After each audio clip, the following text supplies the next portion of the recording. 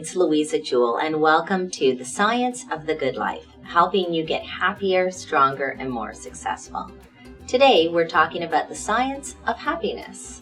I'm going to share with you the 5 pillars of happiness based on Dr. Martin Seligman's PERMA well-being model.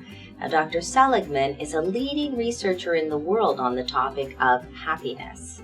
Now, I'm not talking about little h happiness like, are you feeling happy right now?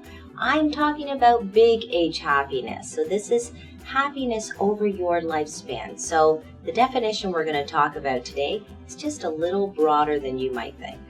Now, before I get started, I just want to say a couple of things. I'm going to give you all of this information about how to increase happiness in your life. But if you're not eating properly, exercising, or sleeping, then none of this information is going to help you. Do not neglect the mind-body connection in your happiness equation. And the second thing I want to say is that if you think engaging in these activities once in a while is going to be helpful, it's really not. What you want to do is you want to be able to incorporate these things into your life as daily habits. That's the only way you will experience maximum benefits.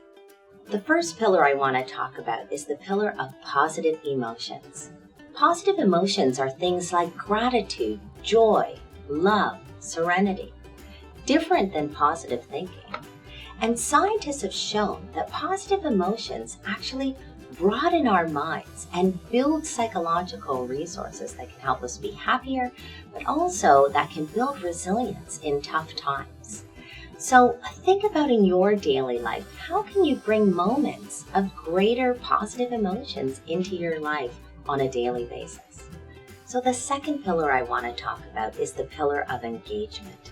This is about being fully engaged in life, being fully engaged in the activities that you're engaging in, and also being mindful about it. Scientists call this state of optimal engagement flow.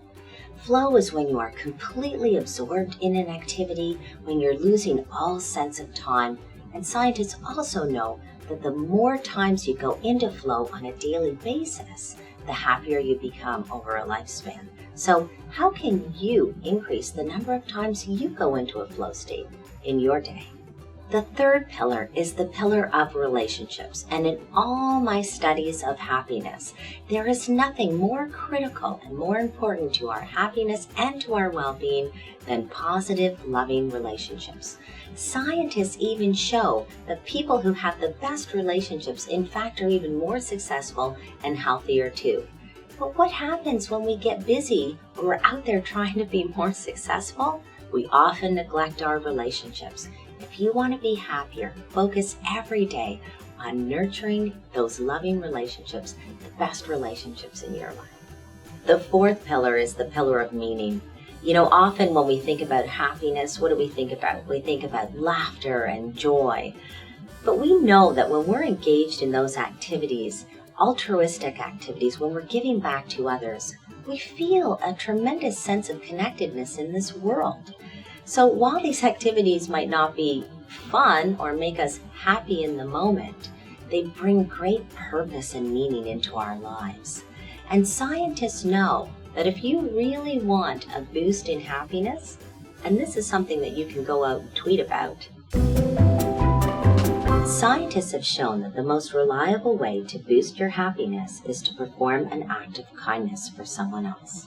Finally, the fifth pillar is that of accomplishment. Human beings love to be productive, and the science shows us that we are happiest when we are successfully working towards achieving our goals. So there you have it, the 5 pillars: positive emotions, engagement, relationships, meaning, and accomplishment. Focus in on these areas in your life and try to think about how you can incorporate these things into your daily life. I promise you, it will change your life forever.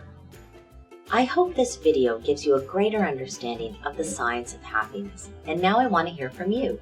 What else would you like to know about the science of happiness? Leave us a comment below or join the discussion at louisajewell.com. Did you like this video? If so, share it with your friends. And if you want more information about how to be happier, stronger, and more successful, go to louisajewell.com and sign up for our email updates. And remember, if you want to be courageous and confident in this world, you've got to build the tools that will get you there. Thanks, everyone. We'll see you next time.